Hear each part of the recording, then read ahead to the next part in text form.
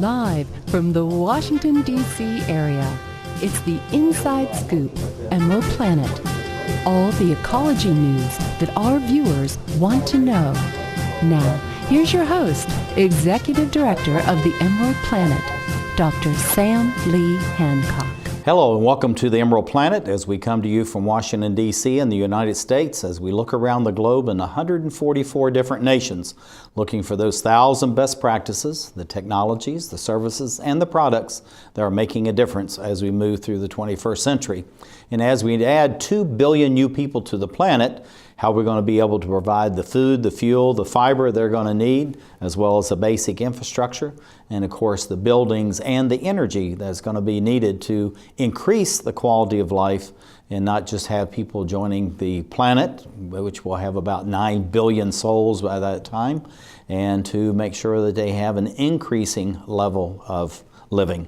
And we have a gentleman who's very much involved in all this on a day-to-day basis and actually is the leader for making sure that we have the power and also the structures that are needed to bring about the very best quality, but at the same time saving the environment. This is Brendan Owens. He's a professional engineer, also a LEED fellow. We'll have you talk about that in a little bit, Brendan.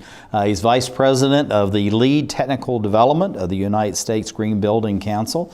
And welcome to the Emerald Planet. Thanks a lot. It's exciting to be here. Well, we're glad to have you, Brendan. And LEED, as I've told you, we talk about it frequently across all the different programs we have because it really is a very important program as we add all these new people.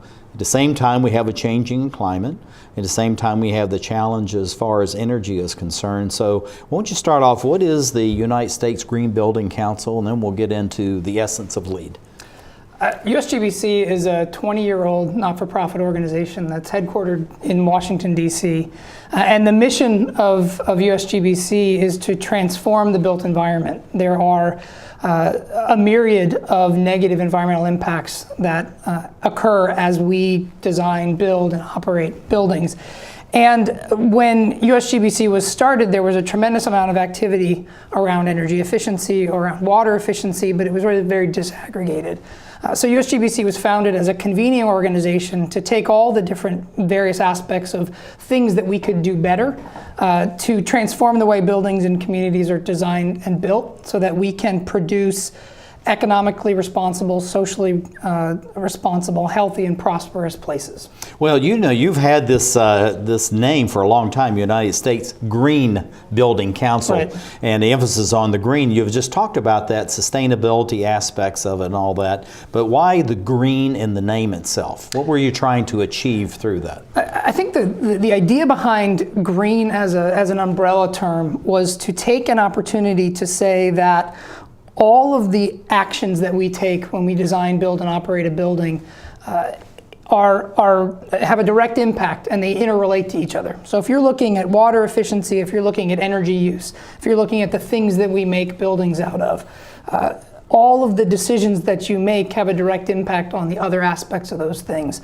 So green was taken as an umbrella term to make sure that we were looking at not just any particular aspect, not looking at just energy efficiency of buildings, not just looking at location efficiency of buildings, but also looking at the indoor environment, looking at the things that we're making our buildings out of, and then of course energy and water. Yeah, and looking at this photograph right here, we usually have these going in the background so people have a hint or understanding of what we're talking about. But let's just talk about this. How does this incorporate all these many ideas and concepts as far as a green, energy efficient, and healthy building all in one photograph? Yeah, that's a great question. Well, first of all, I'd like to say that I'm very proud to say that this is the USGBC headquarters office in Washington, D.C. And if you ever have an opportunity, anyone out there who's watching, please take an opportunity, drop us an email, and come by, because in the 5 seconds I'm going to talk about the things that are here,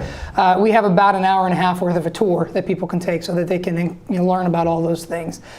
From my perspective, buildings start with people. Mm-hmm. And when I look at this, the design here is something that I am attracted to obviously I go to work here every day. But we've intentionally designed a space that is about the people that we're serving. We have a very engaged, very motivated staff, and we wanted to honor the commitment that they make by coming to work at USGBC every day.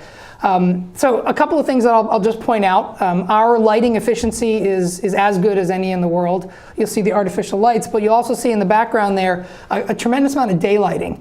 We've really worked very hard to bring as much natural light into the core of the building as possible to make it we don't need to run our artificial lights.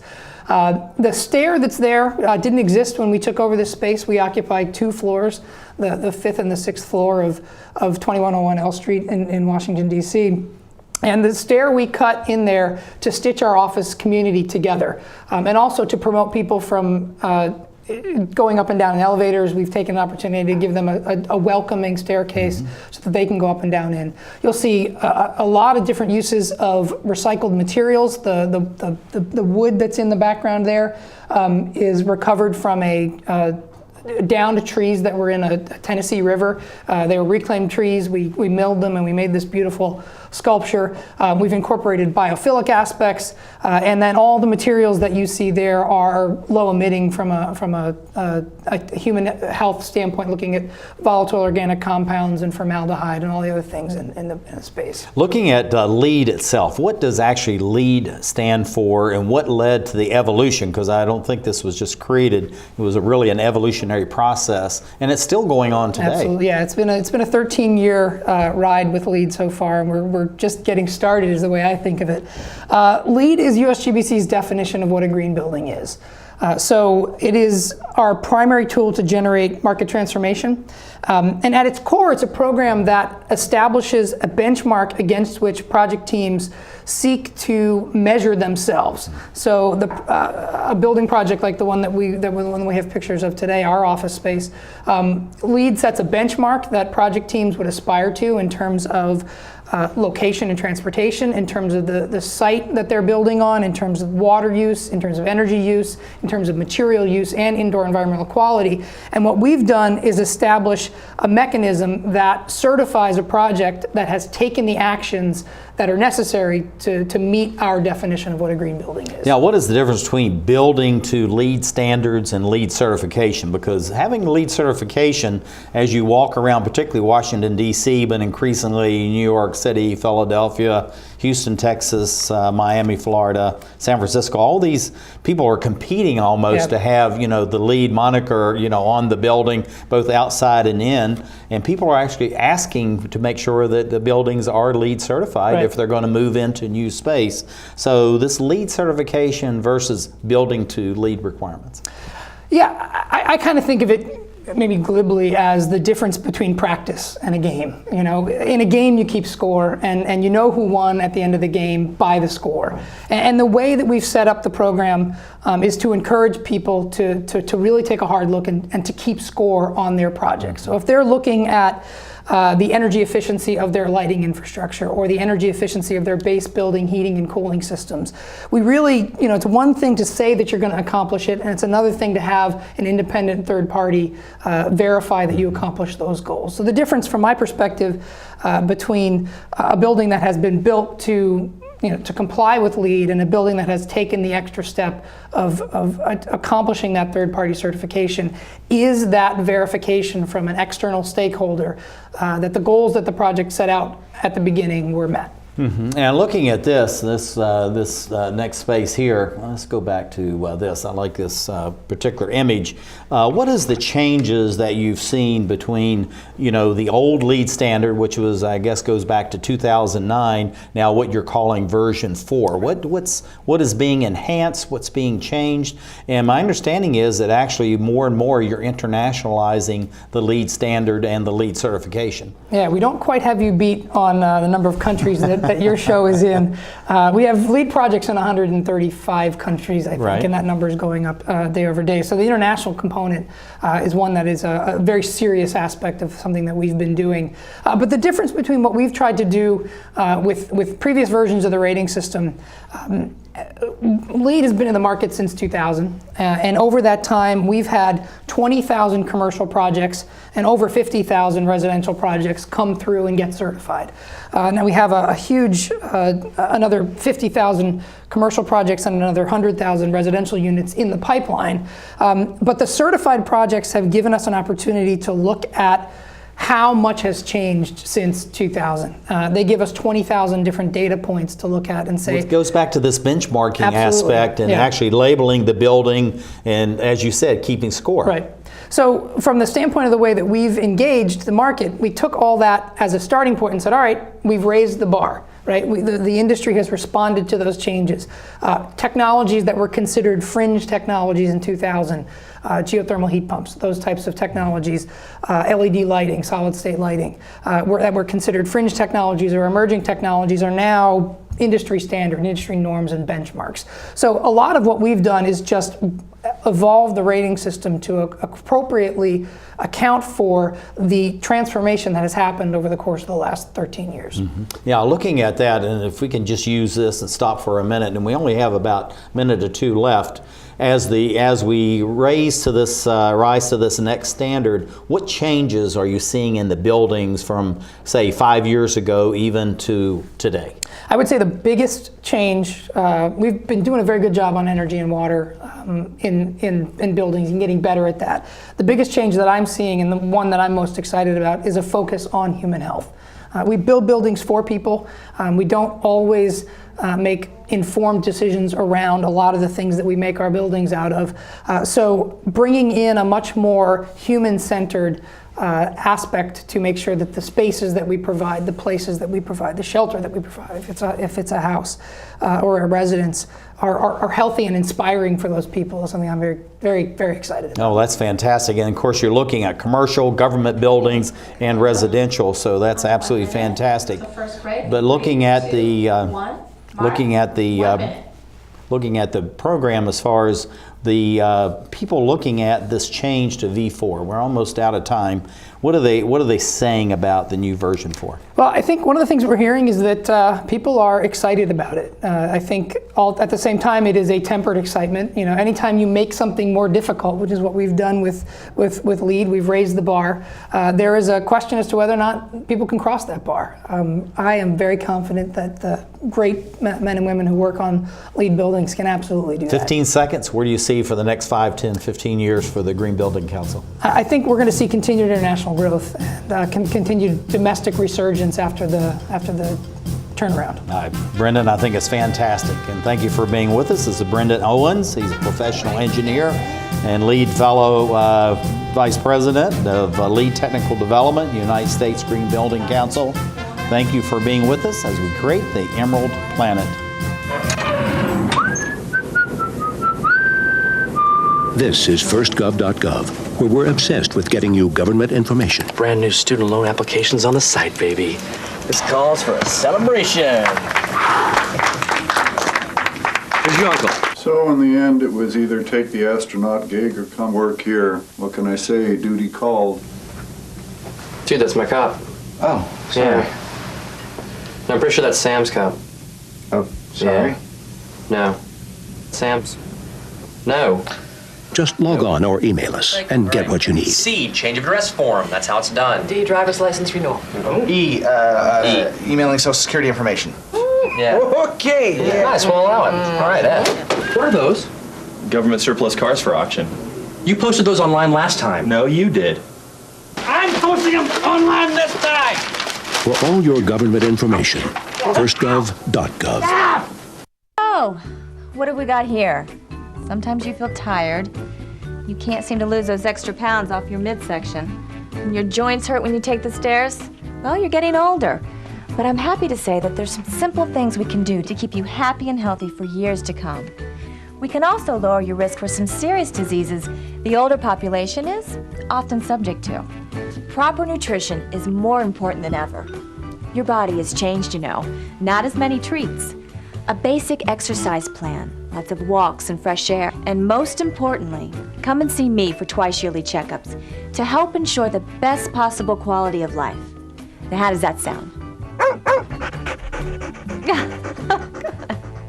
Good boy.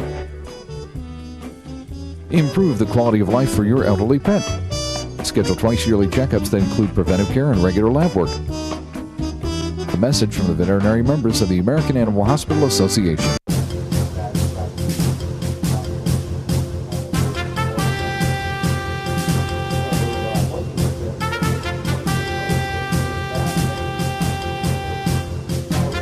We're back to the Inside Scoop Emerald Planet. Here again, your host, Dr. Sam.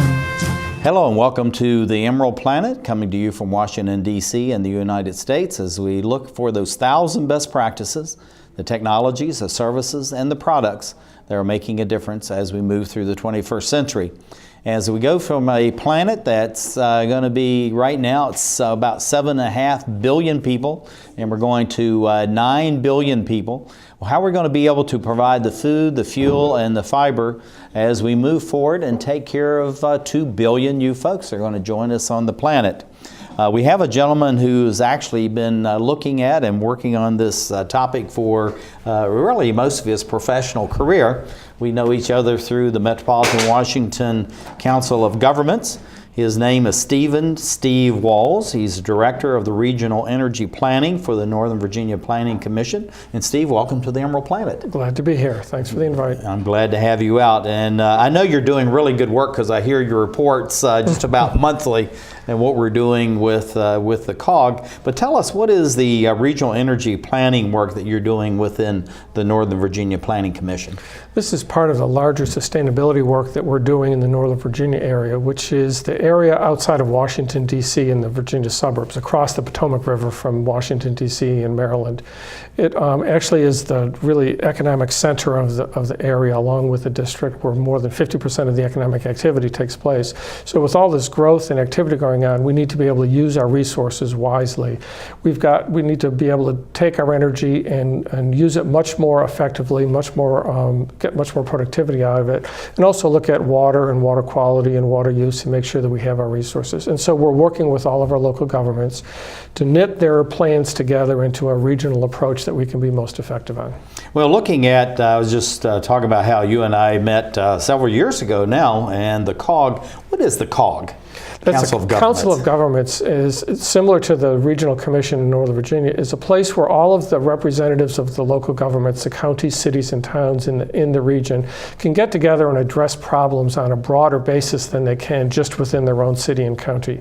And so there's a lot of things that make sense to do where you don't want to do it just in Washington, D.C. or just in Fairfax County, but you want to do it across the whole area. So it allows us to share best practices, to share plans, to be able to coordinate better, and then work with the private sector folks in this area to be able to have a more holistic approach to these problems. Well, I like the way that the approach that actually you take in these meetings. That's how we've gotten to know each other and what's going on with the people at the COG. But also through the Northern Virginia Planning Commission, I know this allows a kind of a non-threatening environment, so the private sector, governments, and even non-governmental organizations, just like the Emerald Planet, can meet, share ideas, give their expertise, allow the local governments to interact. But looking at this benchmarking and labeling of buildings, now this is something you think about, groceries and clothing and all that as far as the labeling, but evidently there's this big movement for energy efficiency as far as benchmarking and labeling. What are those two things? How do they relate to energy efficiency, energy conservation work, Steve, that you're doing? And how would people know how that is really impacting in their own buildings if they happen to own or manage these? Well, benchmarking is the process of measuring how efficient the building is working. You can often do things on a 1 to 100 scale, and where it's an Energy Star score as a benchmark, if you're over 75, you're considered a good building. And so you go through and measure the intensity of the use, and the least intense is the better. But that's all done behind the scenes, and for the people who are in the building to know what they're doing and how they can affect the energy use in the building, you can then put up labels either electronically or even paper labels in the lobby to let people know how efficient the building is.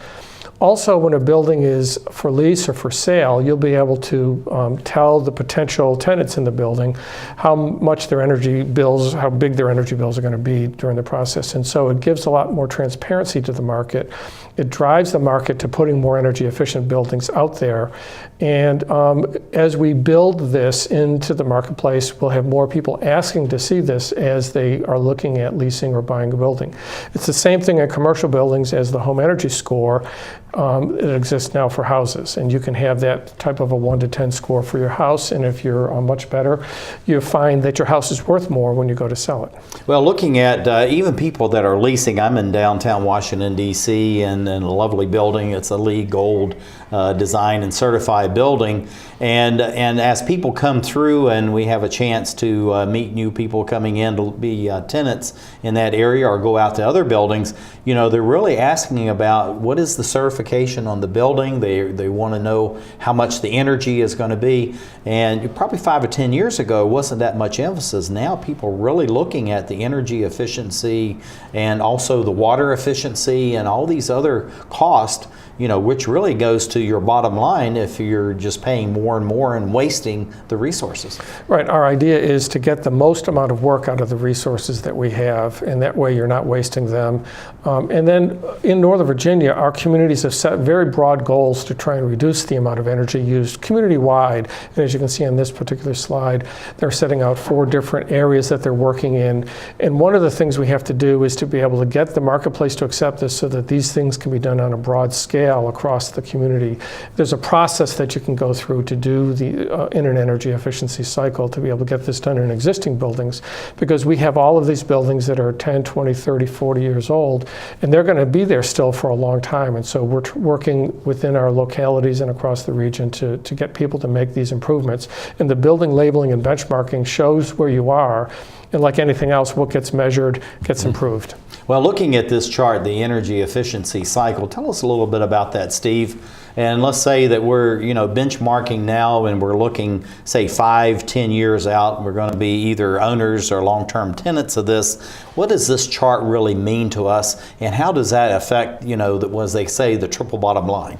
Yeah, these are the steps that you go through. When you first need to have data, you need to know that the data is correct. You need to then compare it to other buildings that are similarly.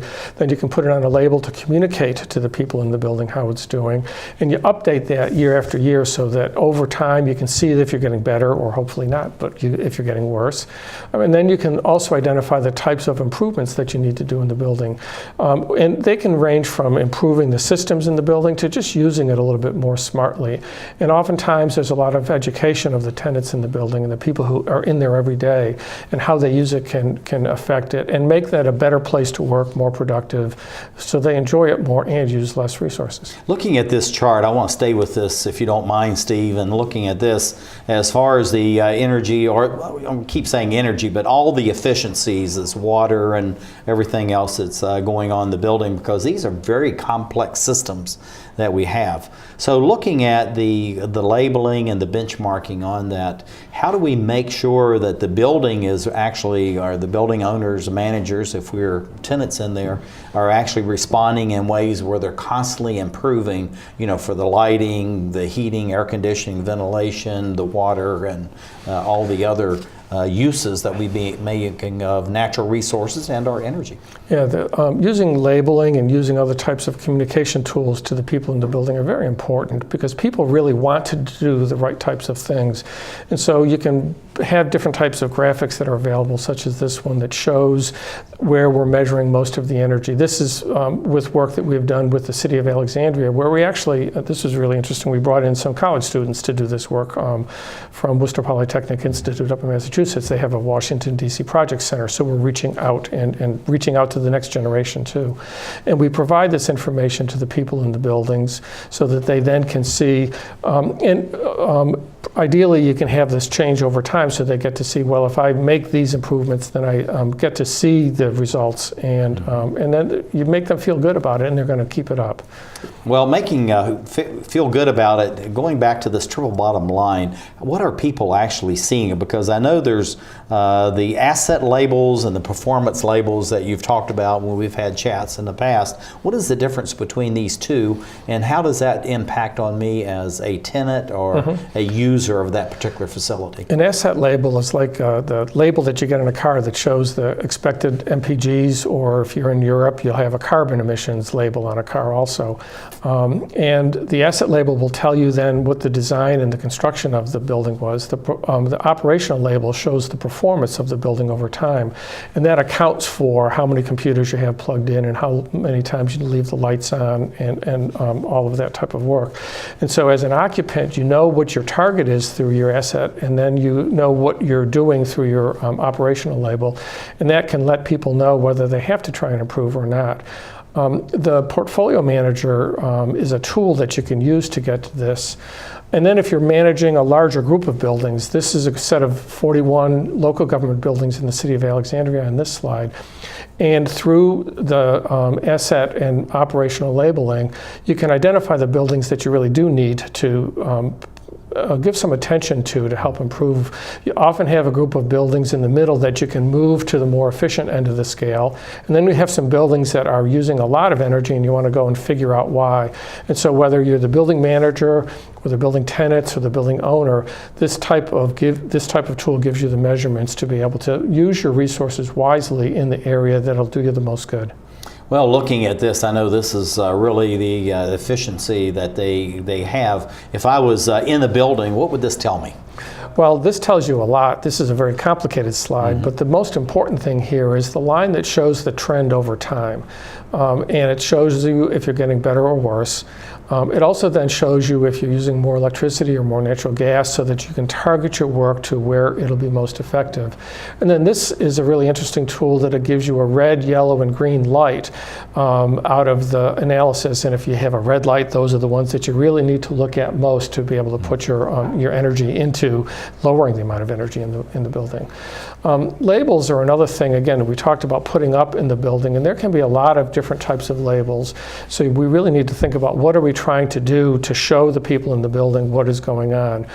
The upper left label is a label that Arlington County has been using in their government buildings and a couple of private buildings in the county for a while, that shows the energy use, it shows the greenhouse gas emissions.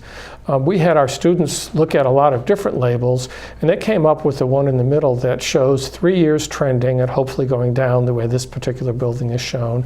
It has a shadow that shows the greenhouse gas emissions resulting from the building, and it gives them a little bit of information about how the building is used, so that the people in the building can see what's happening, and it can feel like it's their building and they have ownership of what goes on in the building with the energy. Energy is very invisible to people. You know, we turn the lights on, we expect them to come on, we expect the air conditioning and the heating to work. It's and just this like gives water, some visibility. the same thing. Yeah, the whole thing.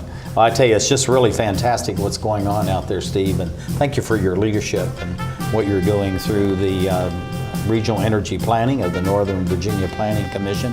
And this is Steve Walls, who is the director within the Northern Virginia Planning Commission. And thank you for being with us as we create the Emerald Planet.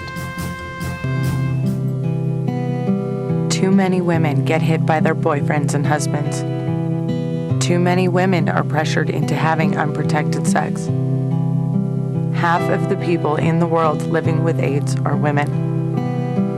It doesn't have to be this way. Together, we can change this reality. Let's strive for a world free of violence.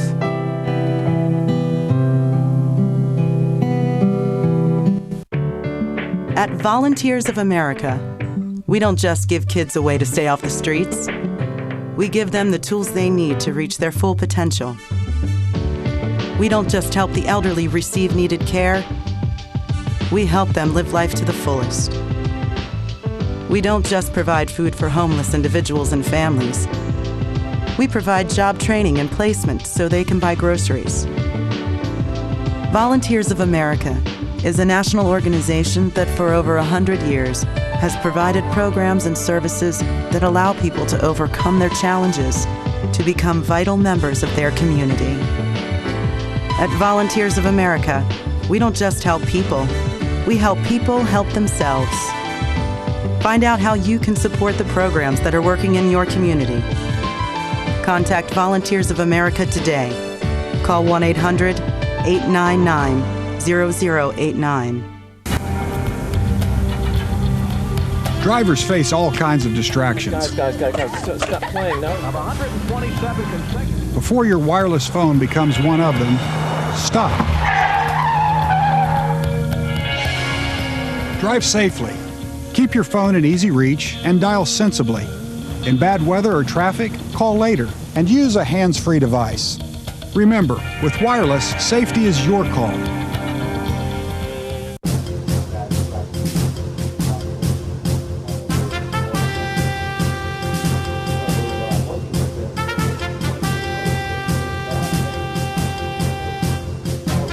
We're back to the Inside Scoop Emerald Planet.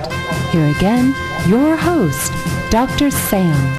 Hello and welcome to the Emerald Planet as we look at 144 different countries looking for those 1,000 best practices, the technology, services, and products, and also the people that are making a difference as we move through the 21st century.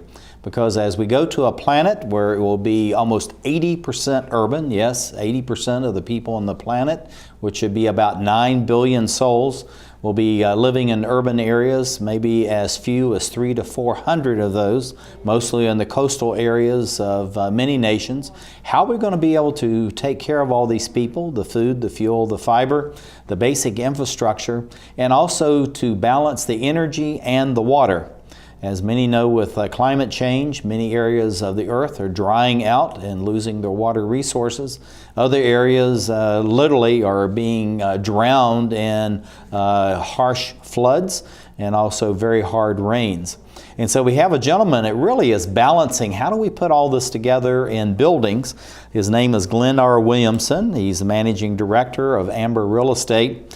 And also he has what's called Aqualock Stormwater Management Systems.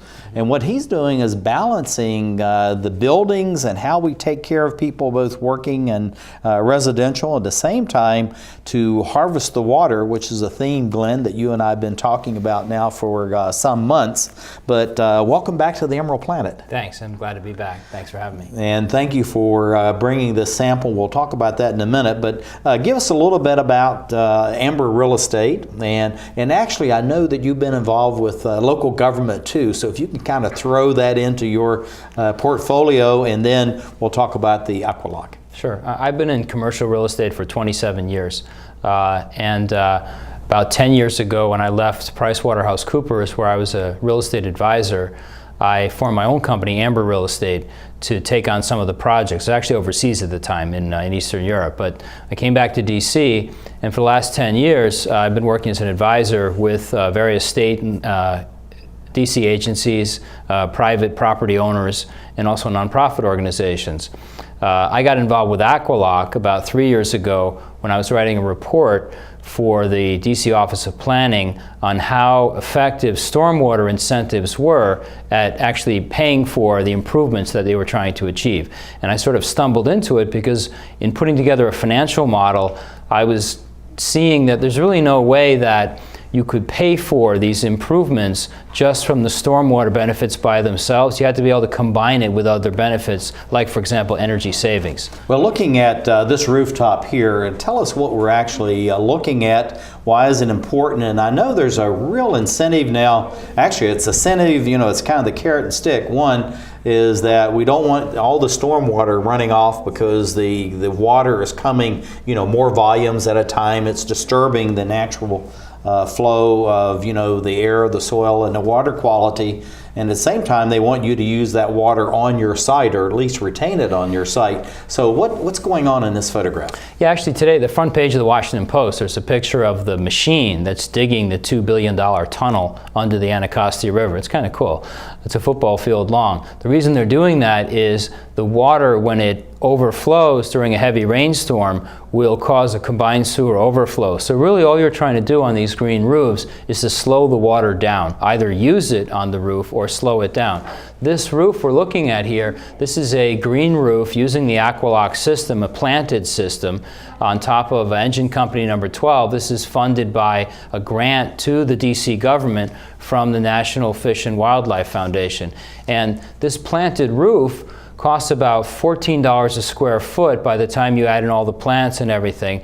And it can capture about 4,200 gallons of water. So let's bring this photograph up here so we can have a full image of what it is that we're talking about, because there's a lot of instruction what we have here, Glenn. So just kind of tell people, because this is something, you know, it's on top of a roof, so people don't really get to see this. Well, this one you can actually see from the ground if you're coming by a big sign DC Fire, and you'll see the grass growing high. The Aqualock will allow you to grow some kinds of plants like these native grasses that other green roof systems don't support. But what we're looking at here is that the system, the 3-inch Aqualock foam, 3.5 inches, will actually hold 3 inches of water. And so the cost for the gallon of water that you're holding is about $8 because it's a planted system. Now we've got other systems we can put on the roof that are unplanted, but this system not just captures the water but also provides the other benefits of the green roof, including the fact that it'll help cool the roof underneath it. So one of the things that we looked at is, and if you want to run through these charts, we've been measuring the roof. We've installed that roof 2 years ago, and so what we're doing is we're looking at the electric consumption on the property for the last 2 years. And we have to say again, this is a fire station, so it's very important to the fabric of the community. It provides a critical service, but at the same time, instead of just costing the community, what you want to do is there's a payback through using the green roof system. Right, we're trying to figure out how to pay for these green roof improvements, because from my point of view and from a real estate advisor point of view, if you can't make a nuts and bolts argument as to why someone should do these improvements, then you have a public good, which is clean water, but you're asking private property owners to pay for it. You've got to make it practical for them to pay for it. So what we did here is, this shows that, if you go back to the other slide just for a sec, so this shows that the dark line is the energy consumption, the electric consumption in the second year after we made the green roof improvement. You can see that there's less energy being consumed. So the question is, does that have anything to do with the green roof? So if you go to the next slide, we looked at heating degree days, and the red line is the second year, the blue line is the prior year. So you can see that actually we saved some energy in the wintertime, but in fact it was just a warmer winter. So we really can't claim any credit for that. But if you go to the next slide, you can see that these are the cooling degree days on the bottom. And the two lines are not distinguishable because they're basically identical. Between that year, 2011 and 2012, the cooling degree days were the same. And if you look at the chart above it, that's the roof that we compared our green roof to. It's another fire station, so it's a similar building. It's a similar size. And if you look at the electric consumption, it absolutely mirrors the cooling degree days on the bottom. Most of the electricity, the bump there, is all from running the air conditioning. So that bump is what we were able to reduce through the green roof. It cools the roof, and it also, the act of the water evaporating is a cooling process. So we were able to save 5% on an annual basis in the electrical consumption, and for that particular building, that translates to about $2,000 a year in benefit. If you combine that $2,000 a year in electrical benefit with the $4,000 that you might be able to earn through the new program that the DC government has created. DC has a program called Stormwater Retention Credits. So if you add those two together, 4 and 2 make $6,000. The system costs about $35,000. You can see you might be able to pay for that system in the next, say, 6 to 7 years. Yeah, so the return on investment, which is what you're really looking at, whether it's a government building or it's a commercial building, really is important. And that's what you're trying to do, Glenn, is to be able to walk in and say, we want to allow this thing to be able to pay for itself over a certain period of time. And if it's a 5 or 6 year payback, that makes sense to people. Right, and so this we're looking at now is this is an unplanted roof. This is another roof that's funded through that grant I mentioned from National Fish and Wildlife to the DC government. And this is a 12,000-foot roof. These are not planted, so there's no cost of the plants. There's also no maintenance of the plants. But the Aqualock panels have a white reflective covering on them, so they still have a benefit of a cool roof. At the same time, they still catch the same amount of water because it's a tray system. So this, we're able to cast, I said before, is about $8 a gallon for the water that we were catching. This is about $5 a gallon because you don't have the plants up there. And we're going to measure these buildings as well over the next couple of years. But this we just installed last October, so we have not had a chance yet to see the summer benefit. Well, this is also, too, fits in with the world schema as far as the United Nations are concerned. Also, just like the United States Green Building Council with its LEED certification, because they're saying we want roofs now to more and more be white, because as the ice, the polar caps are melting, we're losing glaciers all over the globe, and so we're absorbing more and more of the heat and all that is coming into the earth. And with the white, just like the snow is reflected back into space. So what you're doing is you're taking a very dark roof, it's retaining that heat throughout, particularly the hot months in the summertime, and it's causing more as far as the air conditioning concerned. So that's you're really creating multiple benefits with this one product. Yeah, that's what we're trying to do. And again, in order to pay for the product, you've got to rely on those multiple benefits, and so that's an important consideration as well. The most cost-effective place to take care of the stormwater is actually on the ground. So this is another product we came up with. We did this actually based on the Philadelphia interviews with property owners up there. They said that they have to pay a fee of about 10 cents a square foot a year for the roof that they're treating. Philadelphia has a stormwater fee, and they'll give you a credit against that fee if you make some improvements. So the property owner, just an average developer person, said, look, if I've got to spend 10 cents a year, the most I'm going to really want to spend is $1 a square foot to get that 10-year payback. That's about as much as I would do. So we came up with this suggestion to catch 170 gallons of water in each one of these ground level bioswale units, and that's roughly the amount of water that falls on a 350 square foot roof area. So by the time you plant these and install them, they cost about $350, and they cover a 350 square foot area. So it's about that $1 a square foot. Mm-hmm. Now looking at this, and let's stay on this for a minute. We're about running out of time, Glenn. You know it goes very fast.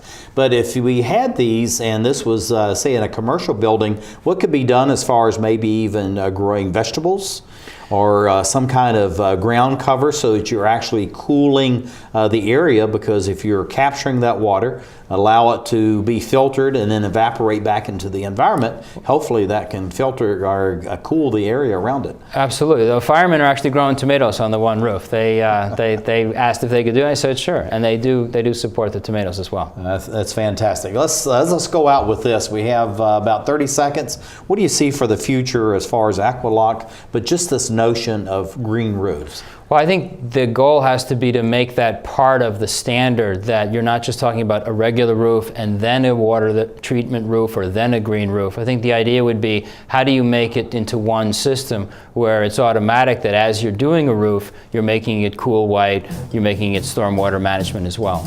I think it's absolutely fantastic, and it's a great idea, because as we have more and more of these violent storms, which you know is happening not only in Washington, D.C., but around the East Coast, and then to have this kind of system out in the West that's drying out to actually harvest the rain. So there's many benefits as we look around the globe to create the Emerald Planet. Good job. Around the world, 1 out of every 3 women will be beaten or otherwise abused in their lifetime, often by a family member or loved one. A future free from violence. It's all she's ever wished for.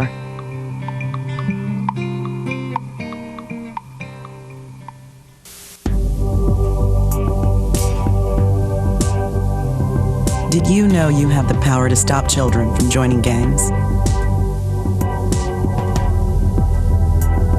You can help a father find a job and home for his family.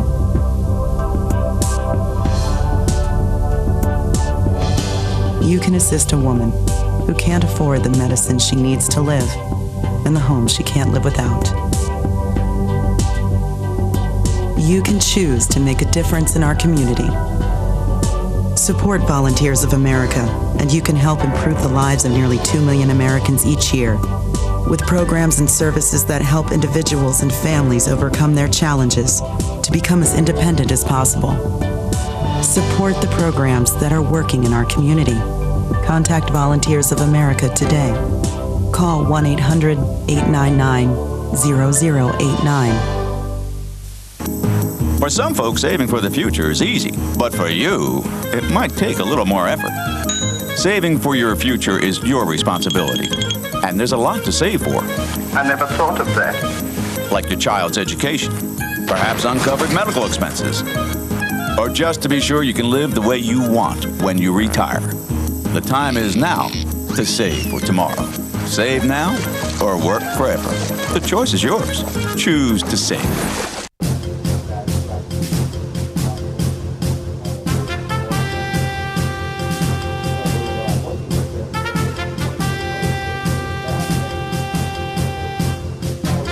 We're back to the Inside Scoop Emerald Planet.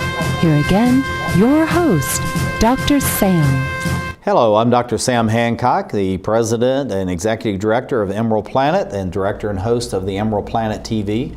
We come to you each week on Sundays to bring you the, as they say, the best of the best practices that we have identified in 144 different nations, looking for those 1,000 best practices that truly are making a difference as we move towards the 21st century.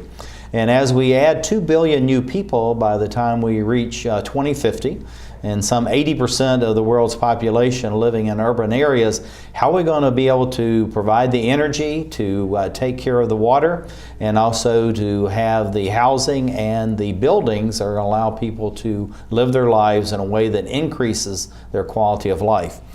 We have 3 gentlemen with us that are doing a lot of research and also practical applications in all these different areas. Right beside me is Brendan Owens, who is a professional engineer, LEED Fellow, which is very important, Vice President of the LEED Technical Development of the United States Green Building Council. And then beside him is Stephen, he goes by Steve Walls, Director of the Regional Energy Planning for the Northern Virginia Regional Commission. And then Glenn R. Williamson, out on the end, is the Managing Director for the Amber Real Estate and Aqualock Stormwater Management Systems. And welcome, gentlemen, to the Emerald Planet. Thank you for glad to have you with us. Brendan, tell us a little bit about what is the United States Green Building Council and LEED certification. USGBC is an international not-for-profit organization that's headquartered here in Washington, D.C. And LEED is our definition of a high-performance green building. Now, why is it really important to have LEED certification, and what led the Green Building Council to decide it wanted to take this leadership? Because you're not only doing it in the United States, you're doing it in over 100 countries around the globe. That's right. When we were looking at all the different challenges that the buildings industry was up against and is responsible for, you can look at 40% of the greenhouse gas, you can look at 70% of the primary electricity, 60% of the construction waste is as a result of the activities that happen in the buildings industry. So the reason that USGBC was formed was to do something about that challenge. Obviously, if there's something that's wrong, there's an opportunity to fix it, and that's what USGBC was founded to do. Well, Steve, you and I know each other through the COG Council of Governments for Metropolitan Washington, D.C., and I know that you're really in the work, the research you're doing as far as the regional commission for Northern Virginia. It's a lot about LEED buildings, but the certification, the benchmarking, and the labeling. So why is the LEED designation, you think it's important for buildings, and then how does that morph into ways that the building owners can actually reduce their cost, but it allows a more comfortable and usable building over the long term? Well, LEED gives a seal of assurance to people that the building has been designed and built well, and that it then can operate well. LEED does a very good job of setting the standards and then getting certification through the program. You know that you've met those standards. We'll take it to the next step after the building is in use with the building benchmarking and labeling to be able to tell people in the building how it's doing on a year-to-year basis so that we can know that we're meeting the energy and the sustainability standards that are in the LEED system. Yeah, and looking at it, I know this is something going back to this benchmarking, you're benchmarking buildings, and it's kind of natural, you know, through what Brendan's doing, that they're looking across nationwide, but you're really a regional authority. So are you looking just within the region, within Northern Virginia? Or are you benchmarking against other states and other regional entities around the United States, or maybe even in Germany, Japan, and places around the globe? Well, we're really doing a bit of all of that. We're benchmarking in, say, the city of Alexandria can benchmark its buildings against each other. They can benchmark against regional databases that show for the whole greater Washington, D.C. area or all of Virginia how the buildings are doing. The U.S. Department of Energy in their Energy Star program has standards for buildings that are around the United States. And then at the Northern Virginia Regional Commission, we do a lot of work with international partners to learn the best practices from them. As a matter of fact, we have a group that's in Berlin as we speak to talk to folks in Germany and Canada about some of their best practices on community energy planning. And part of that is the energy benchmarking and labeling process came out of some of that experience that we've had. So we'll really look at across the world, because we really are in the Washington, D.C. area and every place else competing on a world stage for business, for sustainability. Well, Glenn, looking at the work that you're doing, you've combined this Amber Realty, which is something you created after many years' experience actually in the international real estate market, and then adding Aqualock to that because you're looking at energy efficiency of buildings, but at the same time, you know, more and more damage is happening by, you know, these violent storms that are occurring, you know, not just in the Washington, D.C. area, but, you know, up and down the East Coast and abroad. So looking at these benefits and your work as a realtor, how do you communicate to the real estate industry itself? Is it important to look at all aspects of this? And then again, ROI, return on investment. How is that important to these building owners, managers, and the builders? Most property owners are pretty nuts and bolts people, so I think you have to show them that there's a cost involved and that whatever cost you have, you can actually have some kind of a payback. So we focus our product on existing buildings. I mean, a lot of the LEED standards and the benchmarking really has had an impact on the design of new buildings. They're better and better, and they have more environmental standards. But if you think about an area, you know, the rain falls on all the old buildings as well as the new ones too. And in any given area, the new buildings might just be, say, 2% each year of what's there. So that means 98% of the buildings are old buildings.